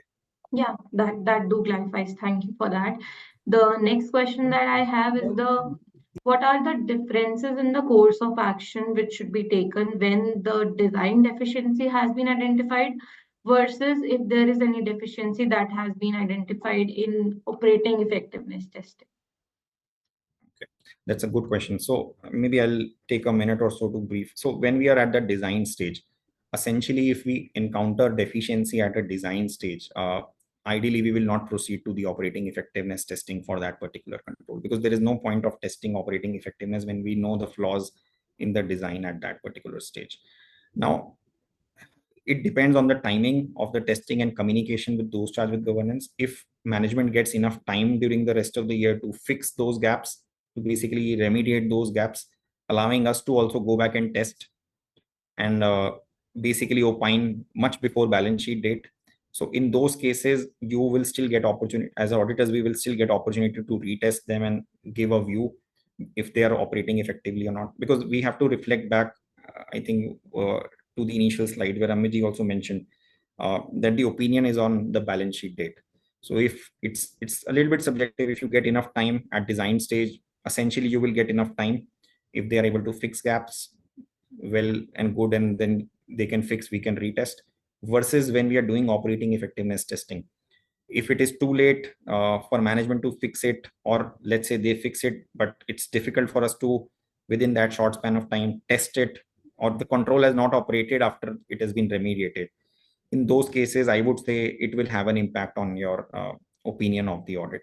So that's the essential difference. Design deficiency, rather, if we are able to identify early, we can help the process along, and it might lead to even a clean opinion. Versus operating effectiveness, it makes it a little bit tricky because of the timing of the operating effectiveness. Hope that clarifies the question. Yeah, that too clarifies. Thank you for the great answer. Do you Thank have you, any sir. questions, Govind Singh? Yeah. Thank you, Sure. Gauravji. You have covered the full internal control aspect. It is a lot of useful for us. I have a few questions. Sir, what are the manual control and automated control majorly? Okay. So basically, manual controls will be your controls which are, as the word suggests, it is performed manually. Let's say a bank reconciliation control, wherein a person picks up the bank statement, they take a dump of the bank from the system, they tally the balances, they look at reconciling items. Since this entire activity is being performed manually by this individual, those kind of controls will fall in the category of manual controls. Essentially, the automated ones will be the ones which are driven through the system. I think the way we discussed that three-way match example, or some of the other examples. So those are the configurations of the way the system is configured. Let's say there is an approval above 1 lakh has to go to A individual, above 5 lakh has to go to B individual. We test to see whether it is operating the way it has been configured. So those are your system driven controls. There is no manual effort. System is driving those. So that's the major difference between the both. I know it's a good question because the sample size is very much different in both. But yeah, that's the broad overview. Sir, if you allow me, I have only one question more. Hello. Sure, go ahead. Yeah. Sir, what are the preventive? Sir, what are the preventive and detective control? Okay. So essentially, the preventive controls are there to prevent the risk or the error from happening. Let's take one example. So essentially, the same example we took, three-way match. Essentially, the three-way match control is there to prevent an invoice from getting booked in the system if it does not, the rate does not match with PO, the quantity does not match with the PO, versus another control which comes at a later date when the transactions have already been recorded. It is a post facto or a post-mortem analysis of the transactions. Preventive will essentially help us to catch the errors before they basically hit your system or before they happen, versus a detective one is that something has already happened, it helps you to detect it. A lot of times you see when preventive controls fail, we fall back to detective control. So it's again an important thing to understand. A good combination of preventive and detective controls helps a company when in cases of some misses on the preventive side, if there are enough detective controls to catch those errors and fix those in time. I think they are very essential in ultimately getting a clean view from the auditor, because they are able to fix these errors before the year end. Hope that clarifies the question.